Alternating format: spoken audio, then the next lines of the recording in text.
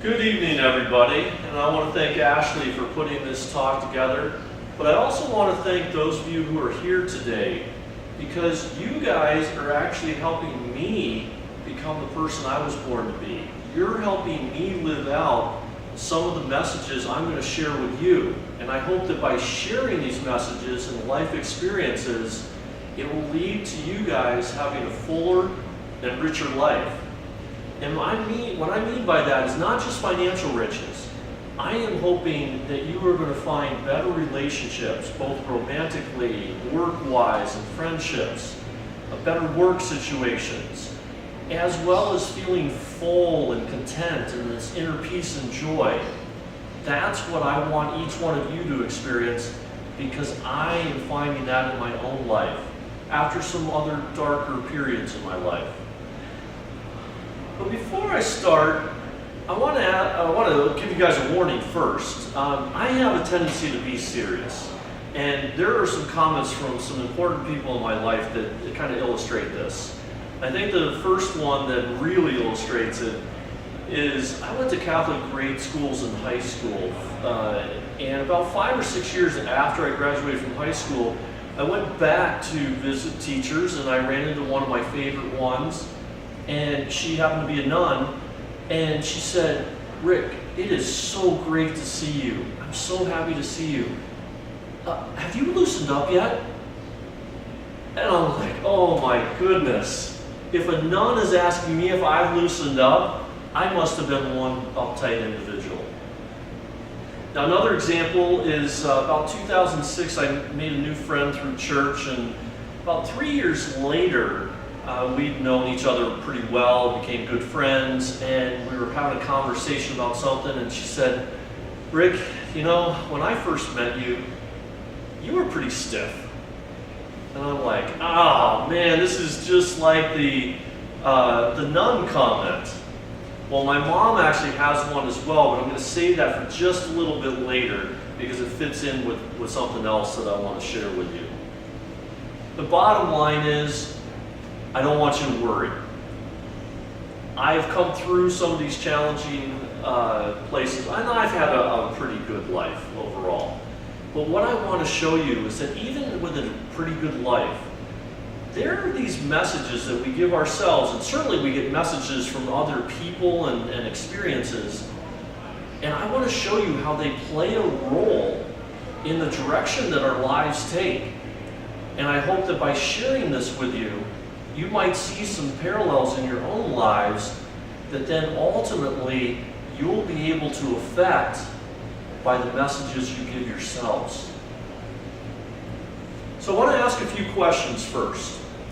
How many of you have extended your hand or put your hand up for a high five and the other person didn't return it?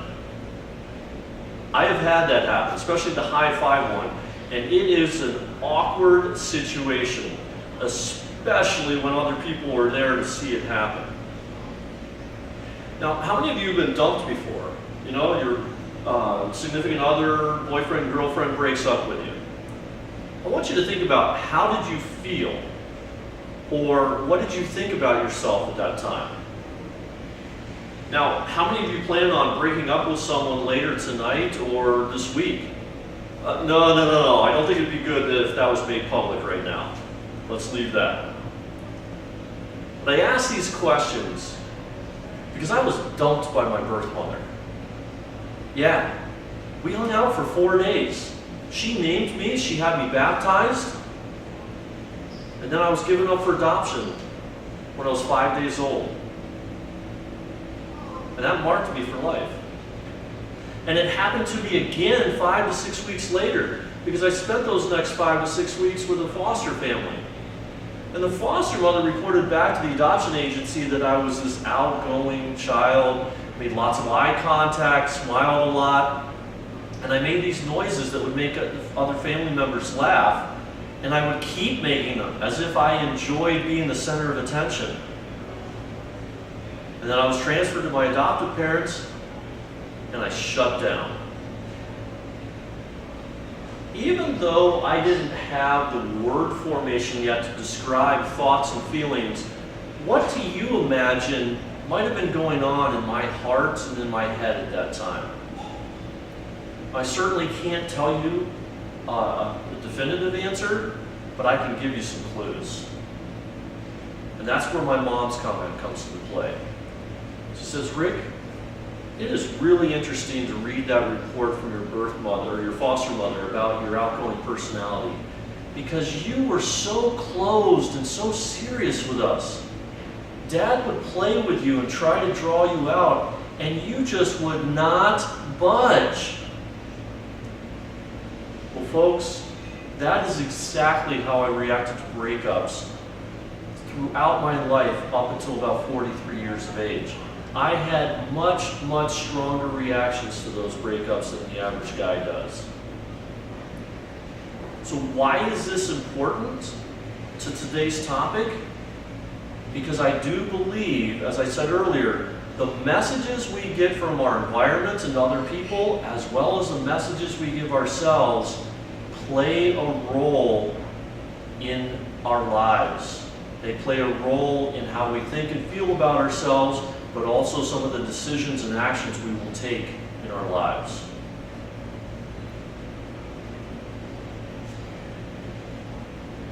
There's research to back this up as well, because during the 70s and 80s when I was growing up, my parents and I thought maybe there was some connection between the adoption stuff and my overly sensitive reaction to breakups. But we really couldn't put our fingers on it because we were also positive about adoption. My parents were positive, obviously, because they got me. And I was positive because I thought it was kind of cool. And they told me at a very early age, and were even encouraging of me finding my birth parents if that's something I wanted to do. Plus, there wasn't the research at that time to show that 1-day-old babies and 5-day-old babies and 5-week-old babies do have some idea of what's going on. We thought, what's a 5-day-old baby know? What difference do they know in terms of going from this mother to that mother? Well, in 1993, a psychologist by the name of Nancy Barriere published a book called The Primal Wound. And in it, she chronicles the work that she has done with thousands of adoptees. And there was a common theme that came out of her work in that she kept hearing the same story, that the adoptees felt this emptiness. They felt this wound that they were trying to heal or trying to fill up, and that they felt not good enough, less than, or inadequate. Then, some more of the harder sciences started to back this up even more. In 1999, a psychiatrist by the name of Daniel Siegel wrote a book called The Developing Mind. And his work and his colleagues' work can be summed up in the following sentence. And this is work that comprised all aspects of human development, including using MRI and CAT scans to map what was going on in the brain and the nerves in different situations. And they sum it up by this sentence: experience directly shapes the circuits responsible for such processes as memory, emotion, and self-awareness by altering both the activity and the structure of the connections between neurons. Altering the activity and the structure of neurons? Holy cow! That means my thoughts and my feelings actually have a physical basis. And that these experiences I'm having are actually affecting the structure and how neurons communicate with each other. I find that fascinating.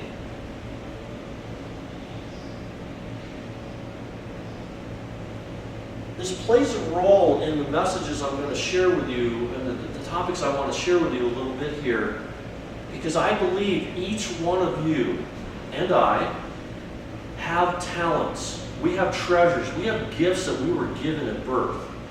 We have personality traits that we had on day one. How these talents and gifts and personality traits are developed and matured, I believe, are affected significantly by those messages we get.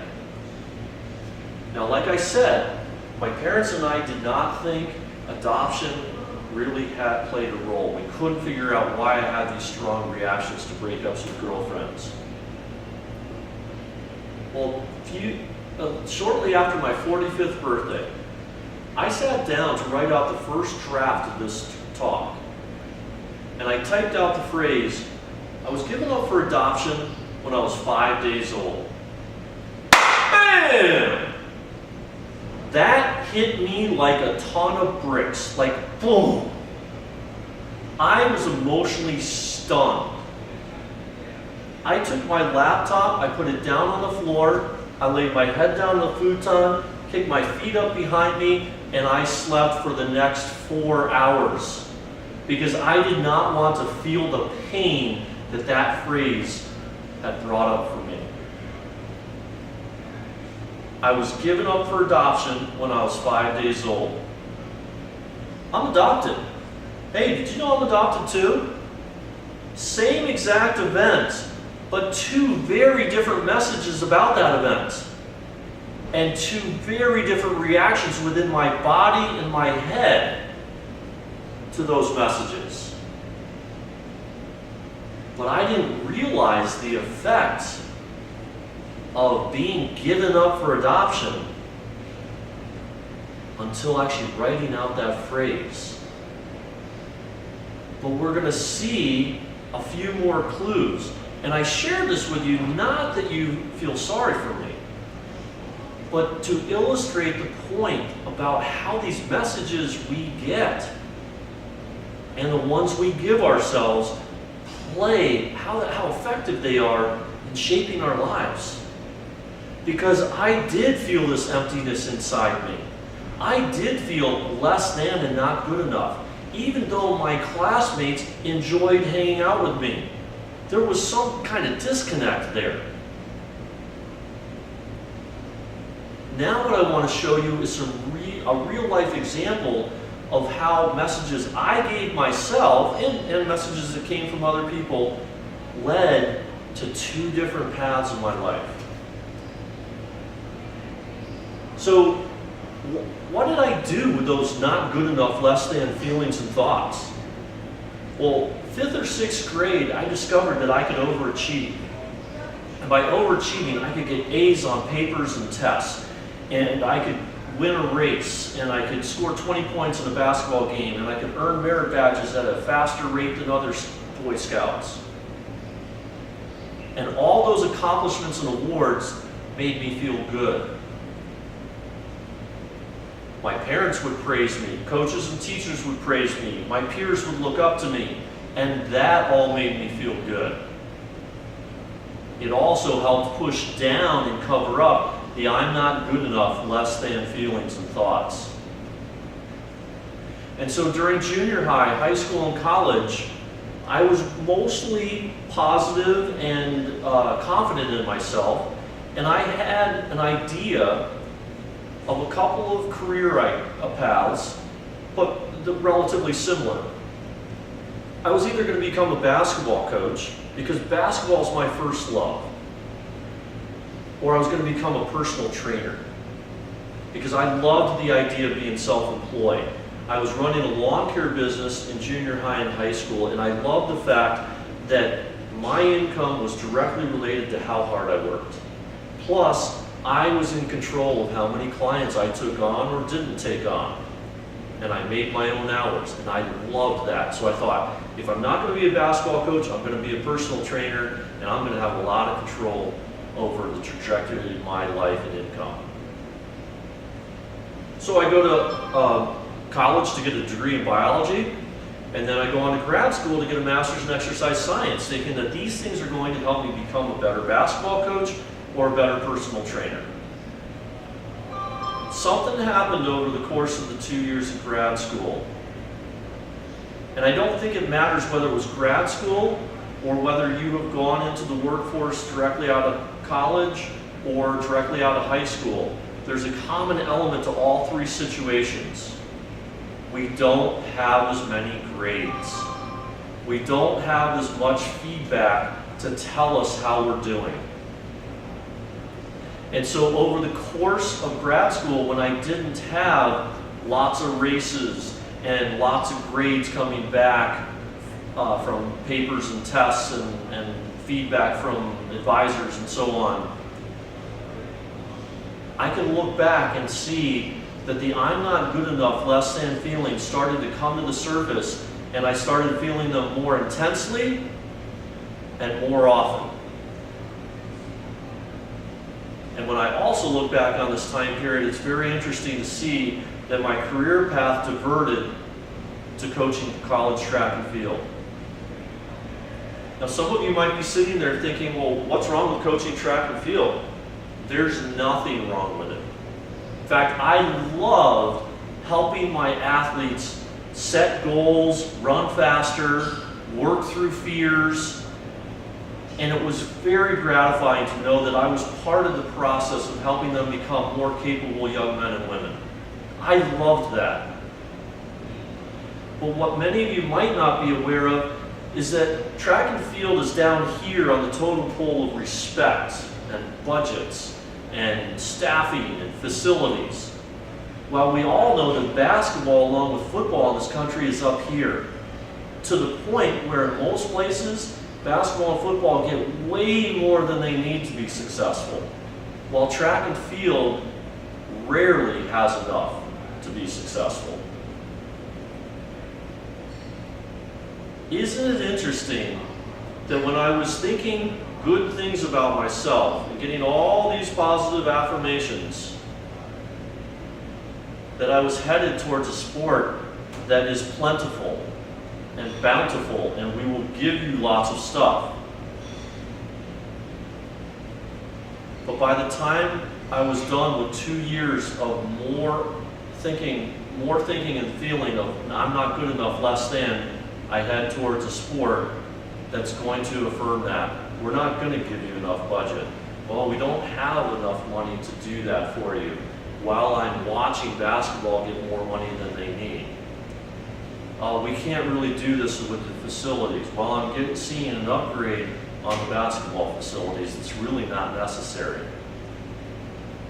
And I fought those battles for 17 years, getting rejected and shot down, and it took its toll, to the point where I finally blew up. I blew up at an administrator. I blew up at some students. I blew up at a coworker.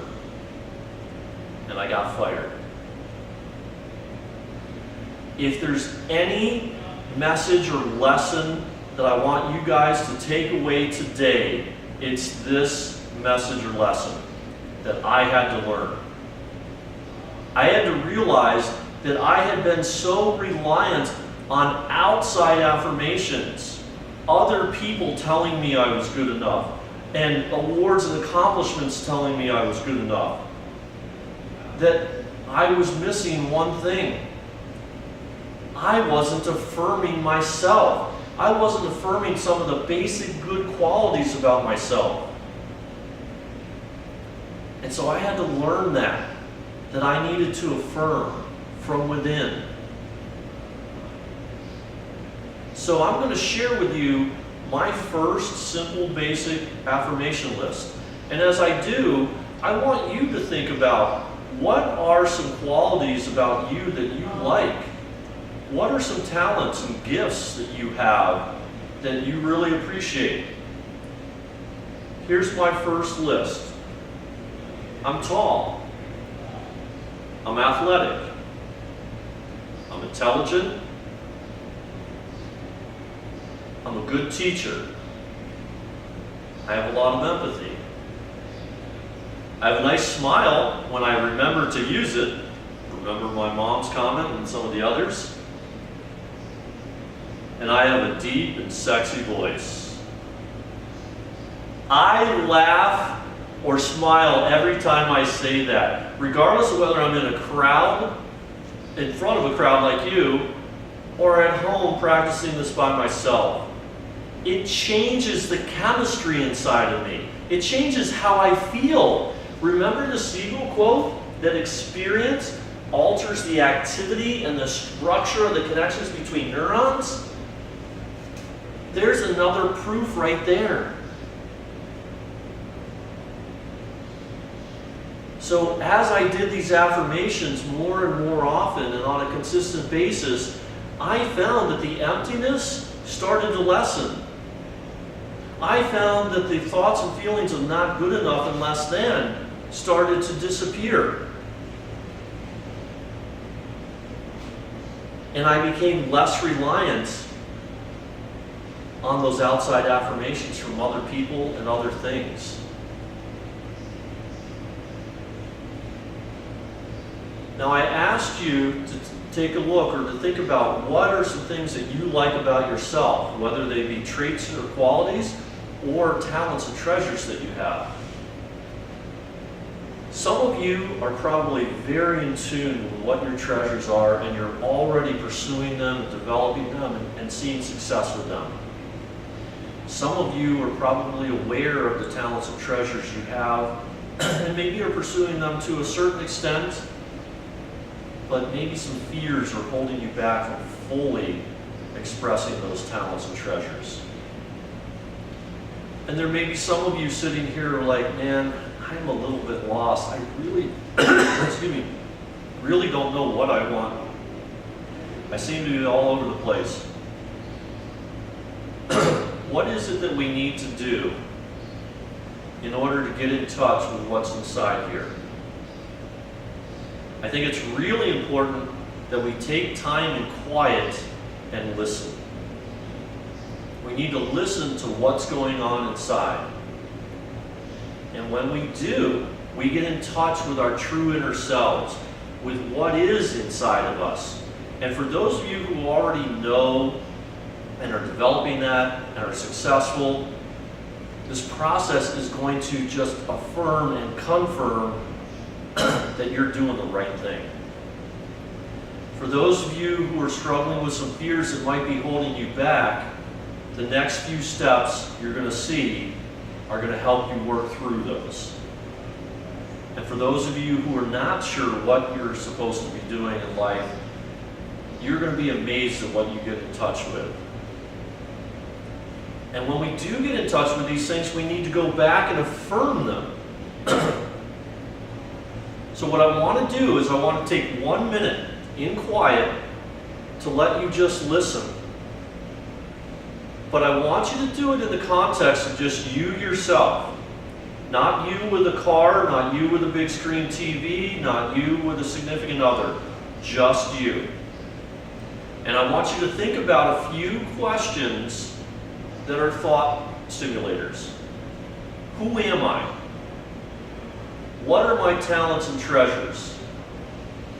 What are my passions and dreams? And what fears might be holding me back? Your minute starts right now.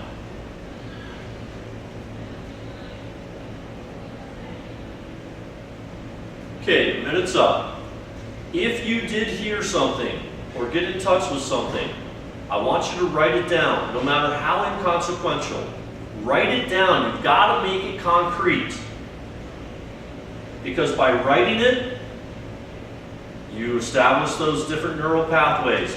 By seeing it on paper, you establish those neural pathways. By speaking it and then hearing your voice, you establish it through neural pathways. And then, as I said, go back and now affirm those gifts and affirm those talents. I acknowledge that 1 minute is not enough time to fully get in touch with what's going on here. It takes 15, 20, 30 minutes. And it takes doing it on a regular basis, daily or every other day, for a period of time. So I encourage you to make a commitment to yourself to take some time when you go back to your office today or tonight when you get home and listen. And then affirm. But I think there's a third thing that's absolutely essential to help us become the people we were born to be. We have to tell someone else what our dreams and desires and what we think our talents are. So I want you to think about who is someone in your life, and write this down too. Write down the name of a person or multiple people who you can absolutely trust, who you can tell your dream to, you can tell them what you think your best talents are, and they are going to support and encourage you. They're going to want to help you, as opposed to they're going to discourage you by telling you why you can't do it or why you shouldn't try it. Now, some of you may be sitting there saying, well, you know, I do have somebody that I trust that I can tell this to, but they really can't help me. They can't help you directly. Don't worry about that. Still share your dream with this person, because at the very least, this person can support and encourage you. This person can help hold you accountable to taking the steps you need to take towards developing that dream and developing that talent. This person can also help you work through fears when fears do get in the way, because they are normal. They are human. Nelson Mandela has a beautiful quote that goes along with this. His quote is, "I learned that courage was not the absence of fear, but the triumph over it." This other person or people can help you work through the fears. And there's something else that will happen. When you tell this other person, even if they cannot help you directly realize your dream, they're going to go to a party this weekend or next weekend or 6 months from now. And they're going to meet somebody new. And in the course of conversation, they're going to realize, holy cow, this person is doing exactly what Mary's told me her dreams were. I got to get these two together. And it's when getting those two, you and this other person together, that's when amazing things start to happen in terms of developing your talents and skills and realizing your dreams. I have seen this happen countless times in my life and in the lives of other people that I know. And I'm going to share with you a real life example. My friend Andrew has a PhD in neuroscience. So as you can imagine, he spent the early years of his career working in a lab. And about 3 years into it, he said to me, "Rick, I do not think I can work in a lab for the next 30 plus years. It's not what I want. I really like teaching and I really like writing. I wonder maybe I should go to high school and teach biology. I'm wondering if I can maybe write art and science articles for different magazines. Or maybe I could write policy stuff for government entities and so on." As soon as I heard that word policy, I'm like, holy cow. Andrew didn't realize that I have a friend by the name of Julie who works at Argonne National Laboratories. Julie is a chemist by trade, and what she does is she puts together educational programs that then she takes to different places around the world and teaches and educates people who work in shipyards, rail yards, and airports how to be on the lookout for chemical weapons of mass destruction. I'm like, I got to get Andrew introduced to her. And I did introduce the two of them. And that led to Andrew now working with Julie and her colleagues. And Andrew brings his neuroscience background to the picture for them. And so now their educational programs involve both chemical and biological weapons of mass destruction. Andrew gets to teach. Andrew gets to write and make policy. But Andrew gets a third thing that he wasn't looking for from his work. He loves to travel. And so he has seen so many places around the world because he told me what his dream was. And even though I couldn't help him directly, I was able to introduce him to someone who could. That's the power of telling someone else what our dreams are and what we believe our talents and skills are. So you've got to tell somebody. So I encourage each one of you, take time, make a commitment to yourself. Don't get all fired up right here, right this moment, and then let it go by the wayside. Write down the name of a person that you can call up or text right now and say, hey, I'm committing to you that I'm going to take 30 minutes tonight when I get home from work, and I'm going to sit and listen in quiet and see if I can get in touch with some things about myself. And then that's going to help hold you accountable to doing it. Then maybe you have to tell this person, hey, I'm going to do this for the next 5 days in a row.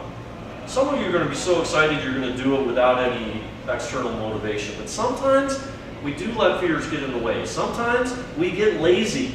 And so we do need that outside help to hold us accountable. But I think it's absolutely important, imperative, that as you get in touch with what your talents and your gifts are, and what your dreams and passions are, that you affirm them yourself. My affirmation list has grown and matured. And so I want to share that with you so you get an example of what I'm talking about. I am really good at creating business. I am really good at making connections, building connections, networking with people. I have a ton of empathy, and I am an outstanding teacher. I have a gift for recognizing the pain others are experiencing and connecting with them by sharing my own related struggles. I am able to help others step through their fears by sharing my experiences. Helping them to accept their fears and still take that step forward anyway. That's why I came here today, because I hope that my examples will help jog your memory as to maybe some similar experiences in your lives. And to illustrate how important it is and inspire you to affirm yourself. Because when you do, you're going to feel this fullness inside of you. You're going to be less reliant, or maybe not even reliant at all, on having people give you praise and having tests and papers come back to tell you how good you're doing. And the ironic thing about it is, as you nurture and foster these talents and gifts inside you, and this emptiness fills up, you are going to have more to give others around you. So identify those treasures that you have within you.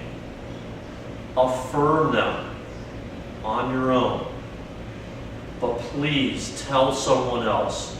Because when you figure out how to do this, you are going to see awesomeness in your life. And that's when you're going to be finding the treasure within you and becoming the person you were born to be. Thank you for being here, because you guys have helped me take one more step towards being who I was born to be. Thank you.